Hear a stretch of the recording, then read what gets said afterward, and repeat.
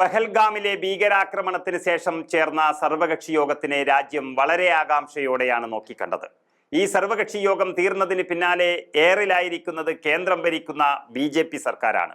പഹൽഗാമിലെ ഭീകരാക്രമണത്തെ തുടർന്നുണ്ടായ കൂട്ടക്കൊലയ്ക്കു ശേഷം എല്ലാ രാഷ്ട്രീയ കക്ഷികളും സർക്കാരിന്റെ നടപടികൾക്ക് പരിപൂർണ പിന്തുണ പ്രഖ്യാപിച്ചത് നമ്മൾ കണ്ടതാണ്. എന്നാൽ സർവകക്ഷി യോഗത്തിൽ സർക്കാരിന്റെ ഭാഗത്തു നിന്നുണ്ടായത് തികച്ചും അവിവേകം നിറഞ്ഞതും നിഷേധാത്മകമായ സമീപനങ്ങളായിരുന്നു എന്ന് നമ്മൾ കണ്ടു. ഏറ്റവും സുപ്രധാനമായ യോഗത്തിൽ പ്രധാനമന്ത്രി നരേന്ദ്രമോദി പങ്കെടുത്തില്ല എന്നത് തന്നെയാണ്. രാജ്യം ഏറെ ഉറ്റുനോക്കിയ സർവകക്ഷി യോഗത്തിൽ ഉറപ്പായും പ്രധാനമന്ത്രിയുടെ സാന്നിധ്യം പ്രതിപക്ഷം പ്രതീക്ഷിച്ചിരുന്നതാണ്.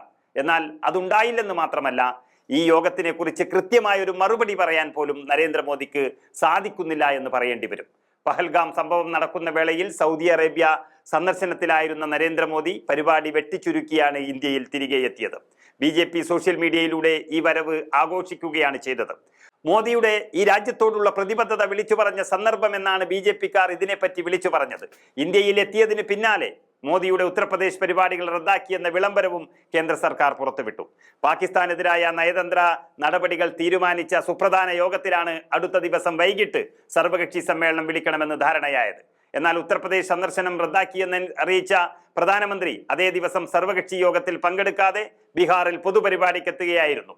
ഈ വർഷം അവസാനം നിയമസഭാ തെരഞ്ഞെടുപ്പ് നടക്കാനിരിക്കുന്ന സംസ്ഥാനമാണ് ബീഹാർ. എല്ലാവരെയും വിശ്വാസത്തിലെടുത്തായിരിക്കണം തുടർ നടപടികളെന്ന് ഒട്ടുമിക്ക രാഷ്ട്രീയ കക്ഷികളും സംഭവം നടന്ന ദിവസം തന്നെ തങ്ങളുടെ പ്രതികരണങ്ങളിൽ വ്യക്തമാക്കിയിരുന്നു. അതിൽ പ്രമുഖ കക്ഷികളെല്ലാം ഒരുപോലെ നിർദ്ദേശിച്ചതായിരുന്നു കശ്മീരിലെ തെരഞ്ഞെടുക്കപ്പെട്ട സർക്കാരിനെ കൂടി ബന്ധപ്പെടുത്തി എല്ലാവരുമായും കൂടിയാലോചിച്ചാവണം തീരുമാനം കൈക്കൊള്ളേണ്ടത് എന്ന കാര്യം.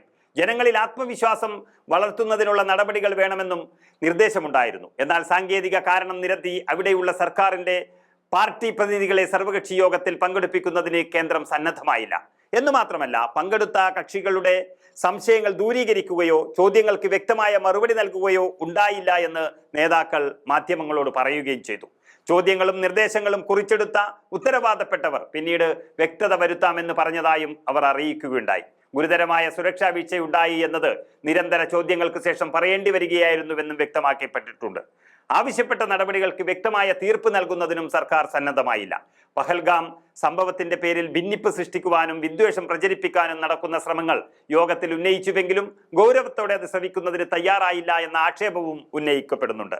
ചുരുക്കി പറഞ്ഞാൽ, കേന്ദ്ര സർക്കാർ വിളിച്ചു ചേർത്ത സർവകക്ഷി യോഗം BJPക്ക് തന്നെ തിരിച്ചടിയായെന്ന് പറയേണ്ടി വരും.